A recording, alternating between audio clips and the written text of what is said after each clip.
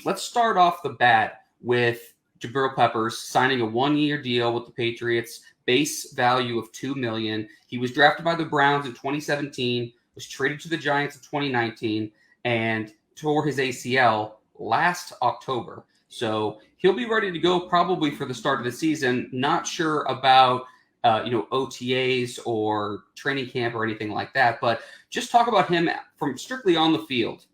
Give me your opening thoughts on what he brings to the Patriots team.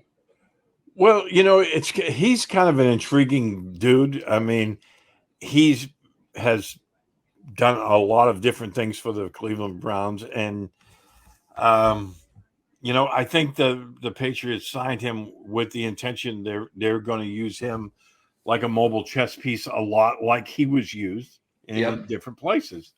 So, part of me that says, well, they already have McCourty and Adrian Phillips and Kyle Duggar. What's the purpose of the signing here?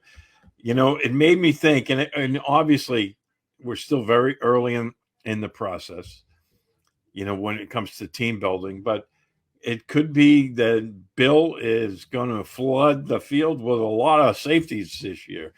I mean, could we see 3 or 4 safeties on the field at the same time? I think it's possible now.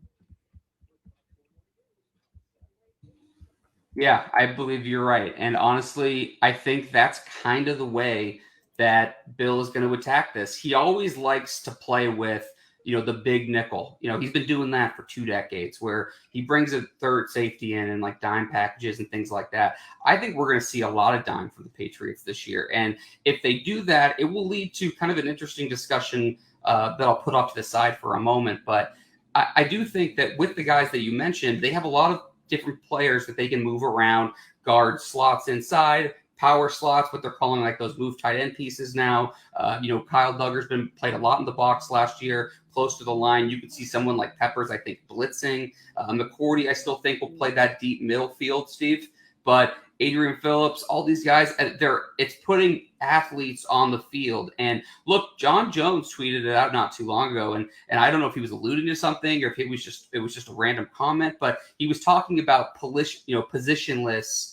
In terms of like football, you hear that term a lot the last couple of years in basketball as like the NBA and the college game moved to a lot of wing play. I wonder if the same thing could be happening in the NFL, or maybe this is the beginning of it where they say, you know what, we don't need to have traditionally these type of positions here.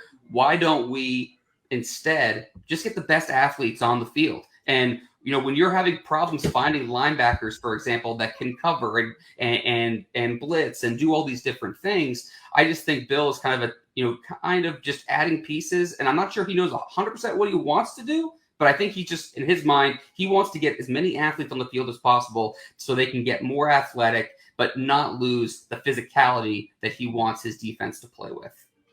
Yeah, I'm totally on board with that. And the other thing is, I think he can be a returner if he's completely healthy. I kind of, at first I was kind of, on the fence about this, but the more I think of it, the more I kind of like it. We'll see, obviously, what the rest of the moves are going to be, but I kind of like the move.